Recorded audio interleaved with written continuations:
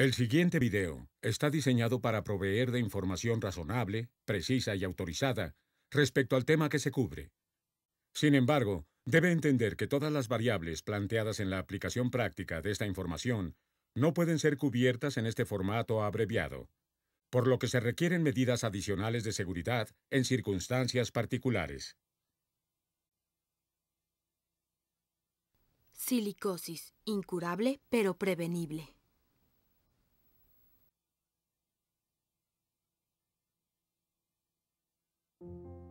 Durante 100 años, la silicosis ha sido un asunto ocupacional serio de salud para los mineros, trabajadores de canteras, cortadores de piedra y otras ocupaciones en donde se genera el polvo de sílice cristalina. De hecho, la silicosis se identificó por primera vez en 1705 por Bernardino Ramazzini de Italia, considerado fundador de la medicina ocupacional industrial, quien notó sustancias arenosas en los pulmones de los trabajadores. Debido a que la mayoría de los cortes de piedra se hicieron a mano, la incidencia de silicosis creció rápidamente un año después, cuando la industrialización se sumó a la mezcla, como podemos ver en estas películas del Ministerio de Trabajo de los Estados Unidos. Hoy, la silicosis, que puede dejarnos debilitados o incapacitados, es la enfermedad pulmonar ocupacional más común en el mundo entero. Es especialmente común en los países subdesarrollados, en donde las tecnologías modernas de control no se despliegan del todo, afectando así a millones de trabajadores.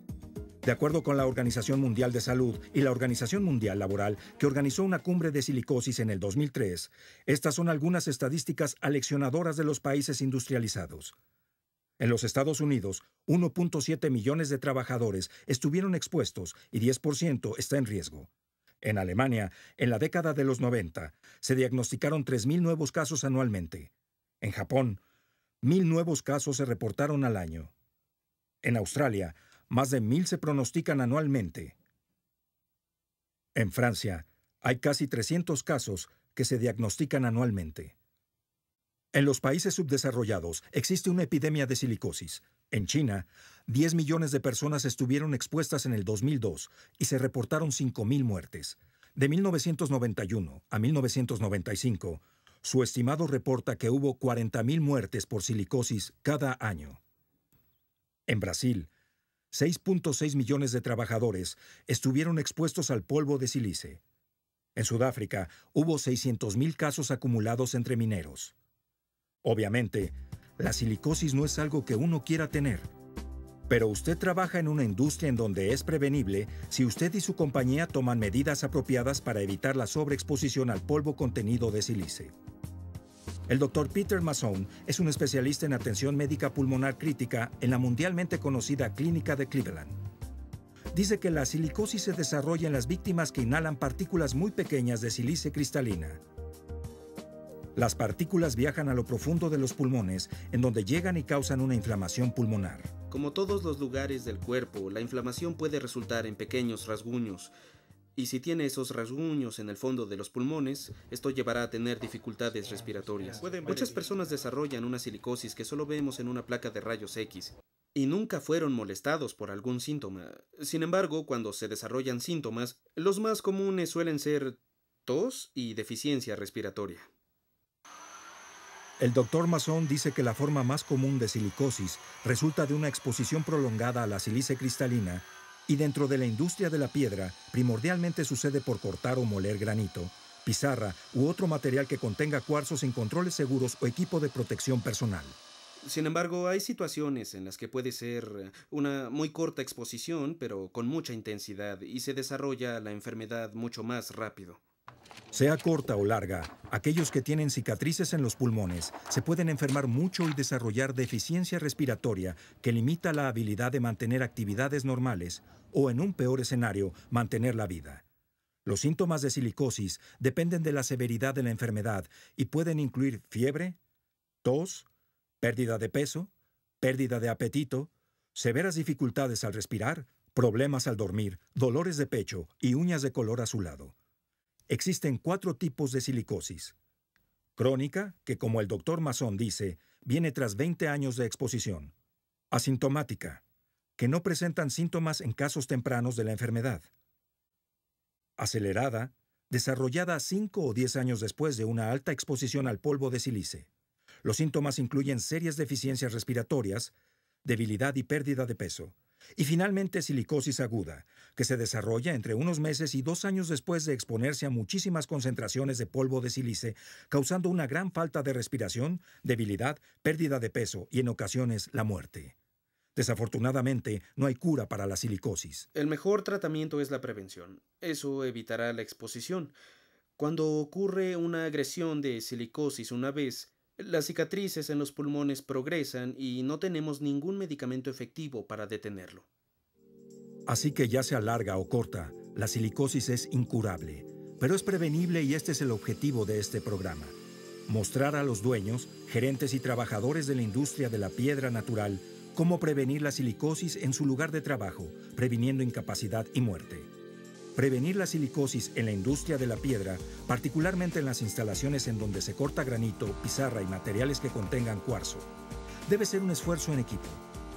Obviamente, es responsabilidad del dueño y de la gerencia proveer de los sistemas necesarios para separar la sílice cristalina del aire y del equipo de protección para las personas que cortan a mano, que utilizan la maquinaria de la fábrica y que desarrollan operaciones finales. Del mismo modo, los asociados que operan el equipo tienen la obligación, por su propia seguridad, de usar los equipos de seguridad al máximo. Obviamente, en un mundo perfecto, el secreto para eliminar la amenaza de la silicosis sería eliminando los cristales invisibles del polvo de sílice. Es más fácil decirlo que hacerlo. La industria y sus distribuidores han hecho progresos en esta materia, pero aún hay un largo camino por recorrer. Uno de los mejores métodos para reducir el polvo de sílice es cortar y moler con humedad. En los últimos años, se ha incrementado el hecho de cortar y moler con humedad. Por ejemplo, en una inspección reciente a fabricantes pertenecientes al Instituto del Mármol de América, el 73% de los encuestados dijeron que sus fábricas trabajan con el 90 o 100% de humedad. Otro 8% dijo que trabajan con el 80 o 90% de humedad. El polvo residual por cortar y moler con humedad se puede retirar con un nuevo y más avanzado sistema de tratamiento de agua que remueve el polvo del agua y lo comprime en pasteles para su transportación. El sistema recicla el agua para poder volver a ser usada para cortar, moler y en actividades de pulido. Este sistema elimina los materiales de desperdicio y debido a que recicla el agua, reduce significativamente la cantidad de agua consumida en las plantas de operación. También hay sistemas de purificación de aire que extraen la sílice cristalina del aire y lo deposita en cartuchos desechables. Esto también puede ser muy efectivo. Cualquiera de estos métodos, cortar con tratamiento de aguas o por colección de polvo en el aire, eliminan virtualmente la amenaza de exposición aérea al sílice cristalizado. En los Estados Unidos, las Administraciones Ocupacionales de Seguridad y Salud, o SHA, ha hecho bastante para canalizar esta situación de sílice. Hace más de una década, la OSHA comenzó un programa especial muy enfático enfocado a dirigir los trabajos de los establecimientos en donde hay altas exposiciones a la sílice cristalina. Bill Perry es el director de los estándares y lineamientos de las oficinas de la OSHA en Washington, D.C. Desafortunadamente, no hay ningún programa de vigilancia nacional para monitorear la incidencia de silicosis. Un par de estados vigilan la conducta de programas de vigilancia y generan estadísticas que podemos usar. Hace unos años hubo un documento publicado basado en estas estadísticas donde los investigadores estimaron que puede haber entre 3.500 y 7.000 nuevos casos de silicosis ocurriendo cada año.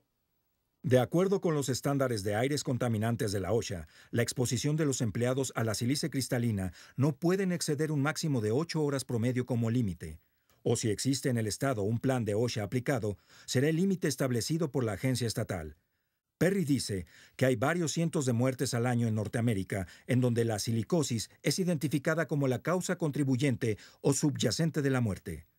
Los estándares de OSHA en curso para la sílice cristalina, como se describió antes, es un límite de exposición al polvo que contenga sílice cristalina.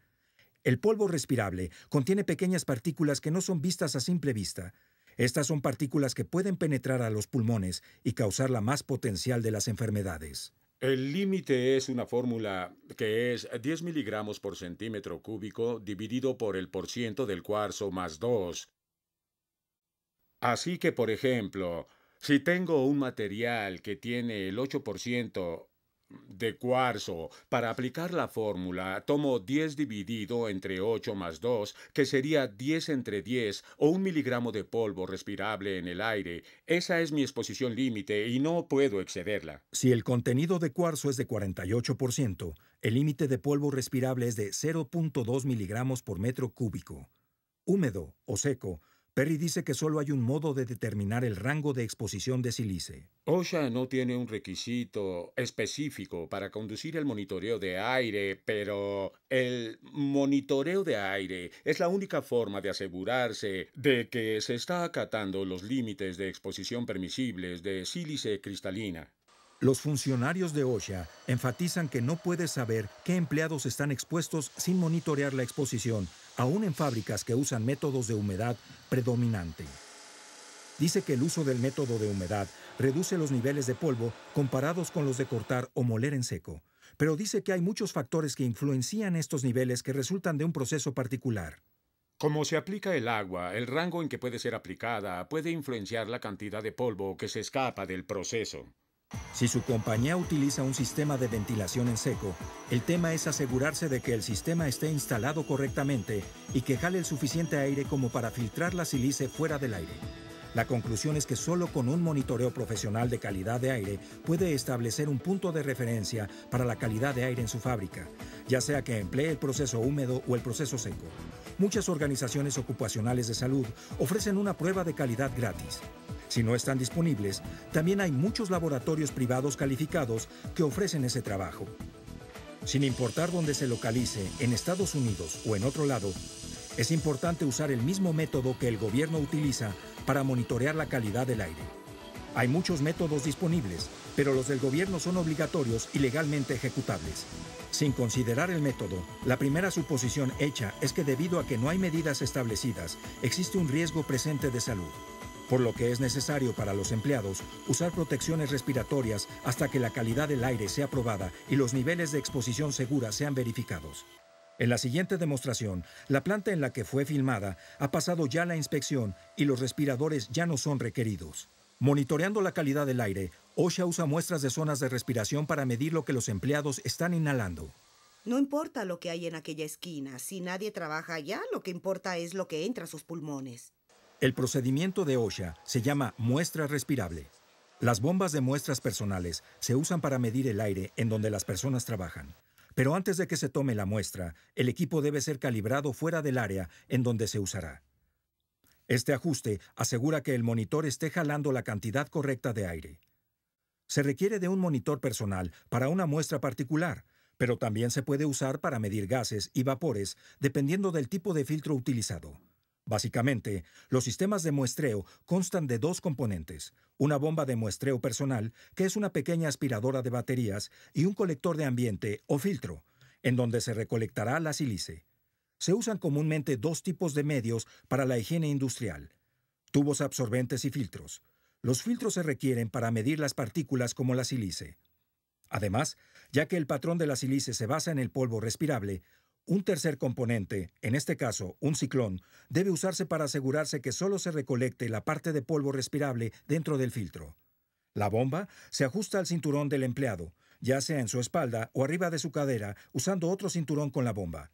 El ciclón y el filtro, fijos por un sujetador, se apoyan en el cuello del empleado, en la zona de respiración. El sujetador se conecta a la entrada de la bomba gracias a una pequeña manguera de plástico que corre hacia la espalda del empleado. A la combinación de la bomba, ciclón y filtro se le llama tren de muestreo. Cuando se enciende la bomba, jala aire a través del ciclón, donde cae el polvo más pesado y no respirable. El polvo más ligero o respirable se recolecta en el filtro del mismo modo que un filtro de aire de automóvil recolecta el polvo. El filtro parece un disco de plástico muy delgado con la consistencia de un papel poroso y debido a que los filtros son muy delicados, se colocan en pequeños cartuchos de plástico para facilitar su transportación. El cilindro tiene aperturas en ambos lados. Una terminal está conectada a la bomba a través de una manguera de plástico. La otra está abrazada al ciclón. Al final del periodo de muestreo, las aperturas en las terminales del cartucho se sellan con un tapón y el cartucho es enviado al laboratorio para análisis. Al hacer muestras con filtros, debe enviarse también al laboratorio el volumen del aire evaluado. Esta cantidad se determina por el rango de circulación de la bomba previamente calibrada y con la duración del periodo de muestra. Ya sea que use el sistema de control de calidad de aire que remueve la sílice cristalina del aire o que trabaje con humedad, una vez que se midió la calidad del aire y aparece debajo de los límites permisibles, los protectores de respiración individuales generalmente ya no se requieren.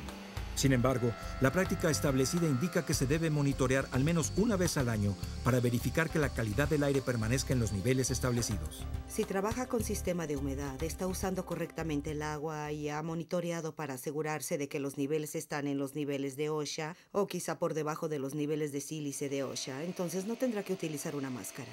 Si el sistema de aire o ventilación funciona correctamente, debe controlar los niveles de sílice, por lo que las máscaras ya no son requeridas. Se da por entendido que los sistemas de tratamiento de calidad de aire y de agua, que son el cordón protector de la vida, deben ser continua y cuidadosamente monitoreados para asegurarse de que siempre funcionen a sus máximos niveles. Además de los grandes sistemas que remueven el polvo de los grandes sectores de las fábricas, los distribuidores han desarrollado diversas herramientas recolectadoras de polvo, incluyendo recolectores portátiles que pueden transportarse en la fábrica dependiendo la situación. Estos son muy útiles en las plantas en donde se realiza muy poco el cortado o el pulido en seco. Es extremadamente importante al monitorear la calidad de aire que se revisen áreas en donde los empleados trabajan con estos equipos. En las fábricas que trabajan en seco o parcialmente húmedas, o donde solo algunas secciones de la fábrica están cubiertas con sistemas de purificación, estas precauciones deben tomarse para minimizar la exposición a la sílice cristalina. Lleve ropa de protección desechable o lavable a su lugar de trabajo. Bañarse si es posible y cambiarse con ropa limpia antes de dejar la fábrica. No desearás llevártelo a casa porque deseas limitar tu exposición únicamente a tu lugar de trabajo, y si se lo lleva a casa, estará expuesto en su casa o en su auto, y su familia también estará expuesta. Así que le avisamos a los empleados que dejen en su trabajo la ropa de trabajo, lavarse y bañarse antes de irse al final de su día. Siempre use protecciones respiratorias adecuadas como lo especifica su compañía. Cuando se usan los respiradores, el empleado debe pasar un exhaustivo programa de protección respiratoria como requisito de los estándares de protección respiratoria de OSHA. Los elementos clave del programa incluyen monitoreo periódico del medio ambiente, capacitación regular, selección de respiradores aprobados NIOSH, una evaluación de las habilidades del trabajador para realizar su trabajo usando un respirador, prueba y mantenimiento de respiradores, inspección, limpieza y cuidado del equipo respiratorio de protección. Ponga señales de aviso para marcar los límites en áreas de trabajo que puedan exceder los niveles de exposición permisible PEL para contaminantes respirables con sílice cristalina. Los trabajadores deben recibir capacitación que incluye información sobre efectos de salud, prácticas de trabajo y equipo de protección requerido para sílice cristalina respirable. No comer, beber o usar productos con tabaco en áreas con polvo. Lavarse las manos y la cara antes de comer, beber o fumar afuera de las áreas con polvo. Estacionar autos en donde no haya riesgo de contaminación con sílice u otras sustancias. Además, el monitoreo médico debe estar disponible para todos los trabajadores que puedan estar expuestos a la sílice cristalina respirable. Tales exámenes deben ocurrir antes de la ubicación o la participación en el comercio de la piedra y debe incluir una placa de rayos X del pecho y pruebas de función pulmonar como punto de partida para un trabajador. Las revisiones deben ocurrir al menos 3 años. Los trabajadores deben reportar de inmediato cualquier problema respiratorio inusual, especialmente una tos seca crónica y deficiencias respiratorias. Cuando nuestro personal va y observa el sílice en su lugar de trabajo, siempre le preguntamos a los empleados, ¿cómo te sientes? ¿Sientes algún problema? Y de repente alguien nos dice, sí, tengo dolores aquí, he tenido dolores en mi pecho, en mi estómago, y lo enviamos con un doctor. Hemos encontrado muchos casos en donde los empleados tienen silicosis. Ya saben, no podemos hacer demasiado hincapié. Proteger el lugar de trabajo y a los empleados de la sílice cristalina respirable y de la eventual silicosis es una propuesta muy simple. No existe alguna cura, pero con el equipo correcto, el entrenamiento, vigilancia y el continuo monitoreo, usted y su compañía estarán libres de los azotes de la silicosis. Es tan simple como eso. Le pedimos a Nancy Newman de OSHA que enlistara las 3 cosas más importantes que debe recordar un empleado en la batalla en contra del polvo de sílice respirable. Trabaje con humedad y trabaje con humedad. Esa es la forma de prevenirlo.